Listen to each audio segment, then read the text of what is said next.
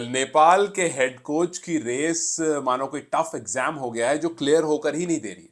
जो हर दिन एक नई रूमर आती है कि भैया इसको लेकर के काफी सॉलिड अप्रोच दिखाई जा रही है और फिर 2 दिन बाद वो रूमर ठंडी हो जाती है। हमने ब्रैड हॉज के बारे में कुछ टाइम पहले सुना था। हमने कल ही शिवरेन चंद्रपॉल के बारे में सुना। हमने हाल फिलहाल में अजय जडेजा के बारे में भी कुछ लोग बात कर रहे थे। फिर राजीव कुमार के बारे में कुछ लोग बात कर रहे थे। खैर इन लोगों की तरफ देखेंगे, लेकिन उन सबसे पहले एक नोट जो मैं छोड़ना चाहता हूं जो भी सुन रहा है उसकी तरफ, क्योंकि नेपाल का अगर क्रिकेट कोच आप चुन रहे हैं तो आपको शायद इस बात का सबसे ज्यादा ध्यान रखना पड़ेगा।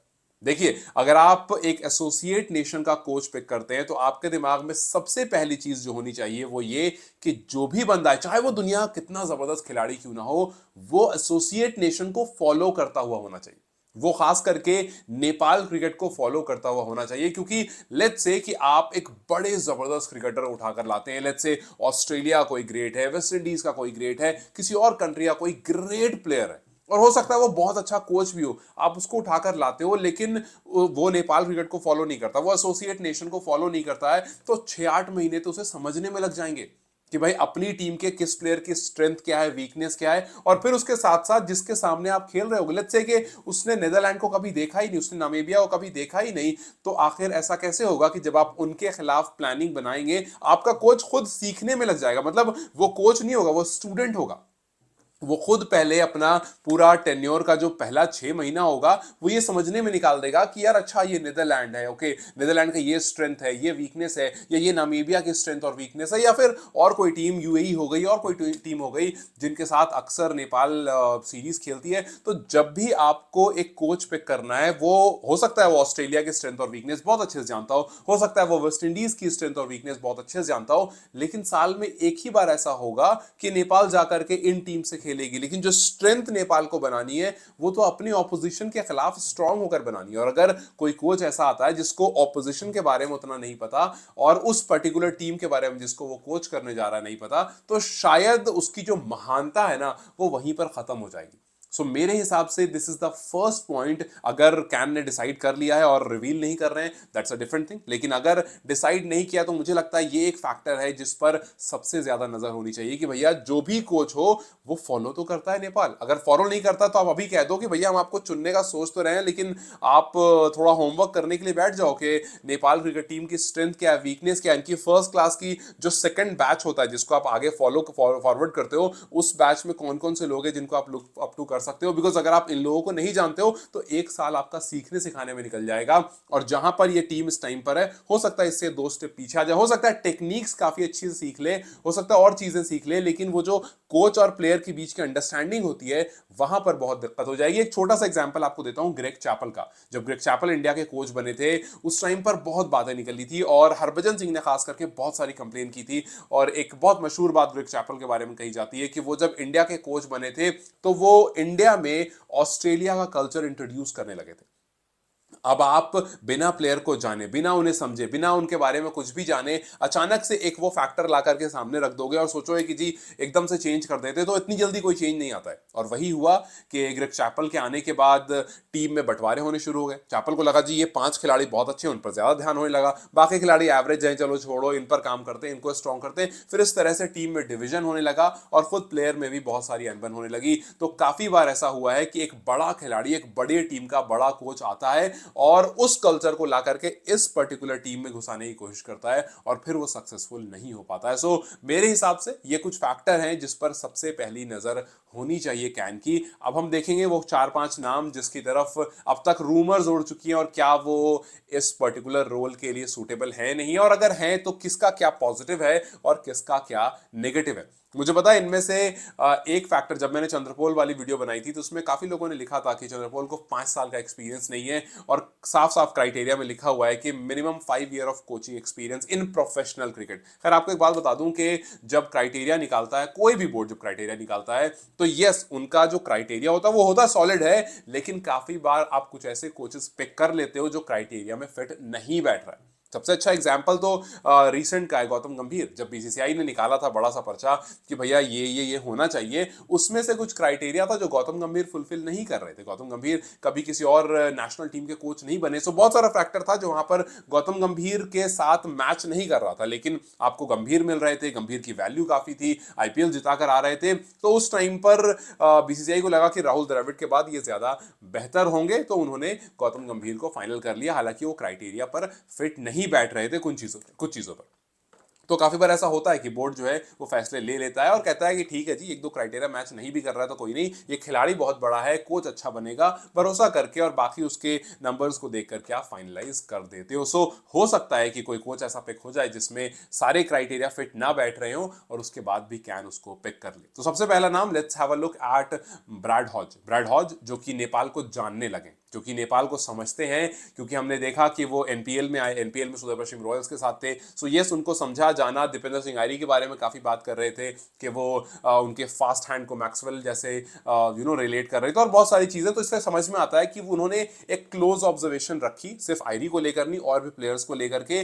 तो यस, आप ये कह सकते हो कि ब्रैड हॉज की अंडरस्टैंडिंग बेटर हुई होगी, खास करके जब उन्होंने एनपीएल में टाइम गुजारा होगा, या उससे पहले भी वो कनेक्टेड रहे थे नेपाल से कुछ टाइम पर। तो उन कुछ टाइम पर जो उनका कनेक्शन है वो बताता है कि नेपाल की अंडरस्टैंडिंग जो है वो थोड़ी अच्छी हुई होगी। अब ब्रैड हाउस को लेकर अगर बात करोगे कोचिंग को लेकर के, सो यस, गुजरात लायंस के वो कोच रहे 2016 में, फिर 2017 के बाद आपको वो किंग्स इलेवन पंजाब के कोच दिखे थे, वहां पर भी कुछ टाइम पर रहे थे। सो थोड़ा बहुत एक्सपीरियंस उनको कोचिंग का वहां पर मिल गया था, फिर सुदर्शन पश्चिम रॉयल्स में रहे और फिर इधर उधर मेंटोरशिप भी थोड़ी बहुत करी। सो यस, 2016, 17, 15 इस टाइम पर थोड़ा बहुत उनका कोचिंग रोल था, जिसकी वजह से सुदर्शन पश्चिम में आए और फिर वहां पर भी ठीक ठाक कोचिंग रोल करके वो गए।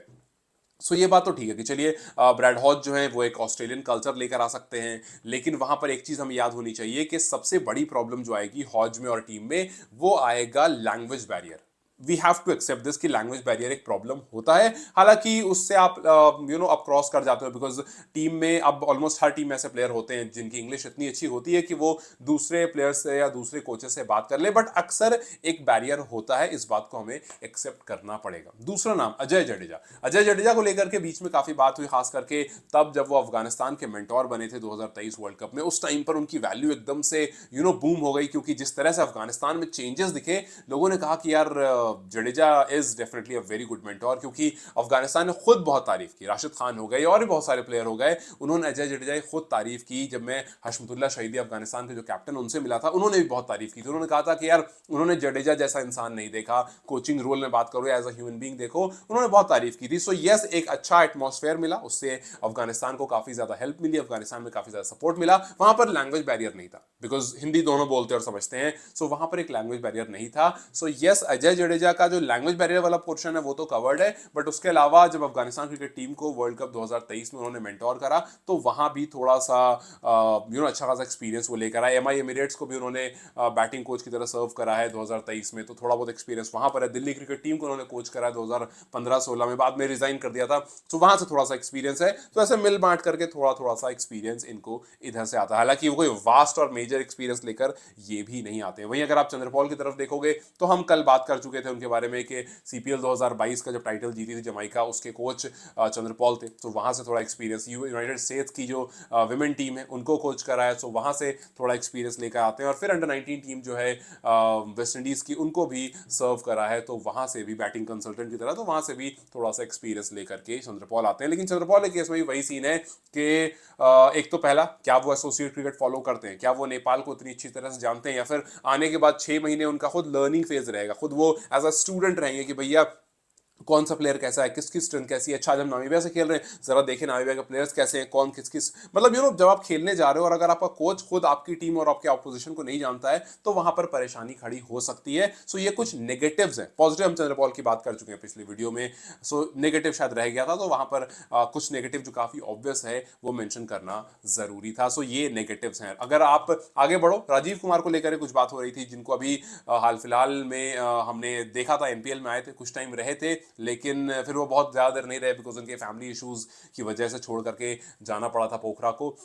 सो यस, ज़्यादा टाइम स्पेंड नहीं कर पाए थे। हालांकि उनको भी बहुत ज़्यादा कुछ कोचिंग एक्सपीरियंस नहीं है, बट बीच में वो दिखे थे कुछ लोगों के साथ, नेपाल क्रिकेट टीम नहीं, नेपाल के जो क्रिकेट एसोसिएशन है उनके कुछ लोगों के साथ दिखे थे, तो बात निकल कर आई थी कि हो सकता है इनको कोचिंग रोल के लिए सोचा जा रहा हो, क्योंकि चेन्नई सुपर किंग के वो फील्डिंग कोच रहे थे कुछ टाइम तक, थोड़ा बहुत बैटिंग कंसल्टेंट की तरह भी काम किया था, फिर उसके बाद यहाँ करके पोखरा एवेंजर्स के हेड कोच बने थे। सो यस, छोटा मोटा एक्सपीरियंस इनको भी है, लेकिन इतना मेजर और वास्ट एक्सपीरियंस नहीं है कि आप कोचिंग रोल में लेकर के आ जाओ। सो हर जिनका मैंने नाम लिया, और इनके अलावा भी एक दो लोग हैं जिनके रूमर्स उड़ते हुए आए हैं, सो ये जितने लोग हैं इन सब में कुछ पॉजिटिव्स हैं, कुछ नेगेटिव्स हैं। और अब देखना यह है कि नेपाल का जो एसोसिएशन है, जो क्रिकेट एसोसिएशन ऑफ नेपाल है, क्या ये इन पॉजिटिव और नेगेटिव को मिला करके एक कॉमन फैक्टर डेवलप करेगा और वहां पर जाकर के एक कोच को पिक करेगा। क्योंकि अगर आप अजय जडेजा या फिर किसी ऐसे इंडियन कोच को देखते हो, जैसे रॉबिन सिंह को लेकर कुछ लोग कह रहे थे कि भाई रॉबिन सिंह को पिक करो, उनको भी अच्छा खासा एक्सपीरियंस, और वो तो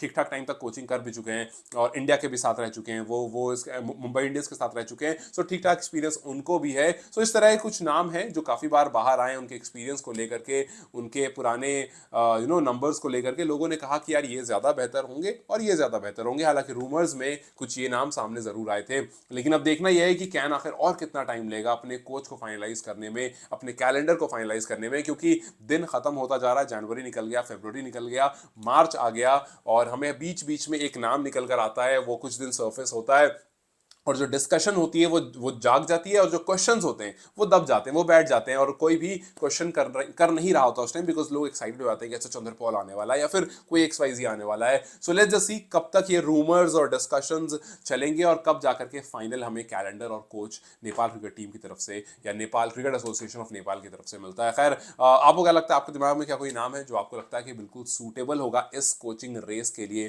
तो मुझे कॉमेंट सेक्शन में जरूर बताएं। Till then, you guys take care, I will see you very soon.